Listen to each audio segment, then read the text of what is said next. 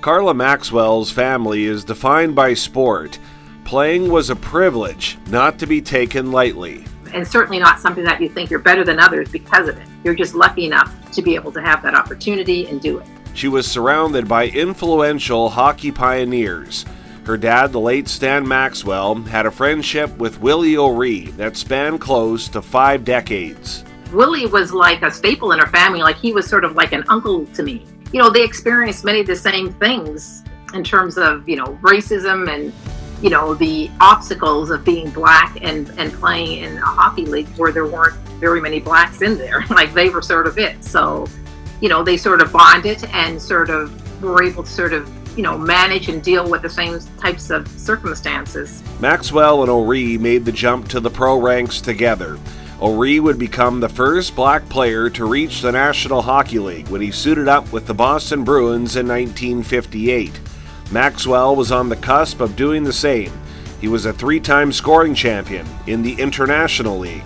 I'm sure he had dreams and wanted to certainly make the NHL, but that wasn't the end goal. The end goal was him playing the sport that he loved and playing it to the best of his abilities. For Carla, she excelled in basketball in Nova Scotia and helped her high school team capture 3 straight provincial titles.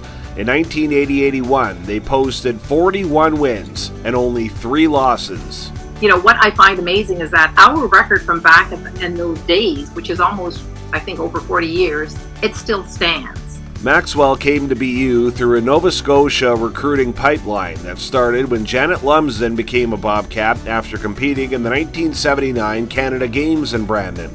Maxwell followed suit with a strong sense of will, according to former BU coach Bill Moody. For an 18-year-old to leave through Nova Scotia and come to Brandon, Manitoba, where there weren't too many black people to begin with, right?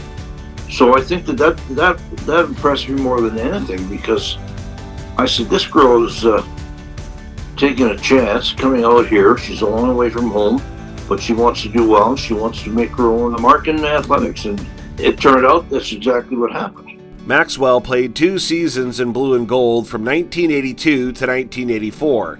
In her rookie year, she was named the Great Plains Athletic Conference First Team All-Star. I think because my parents had always instilled in me that, that thought that, you could do whatever you want and you could be whoever you want. I thought, well, let me try this new experience and see what happens. In 2021, Maxwell celebrated 30 years of service in her professional career with the federal government. She spent the majority of those years in Toronto before moving back home to Nova Scotia. And I knew that was going to be where it was going to be. She was going to go back home because of her roots, right?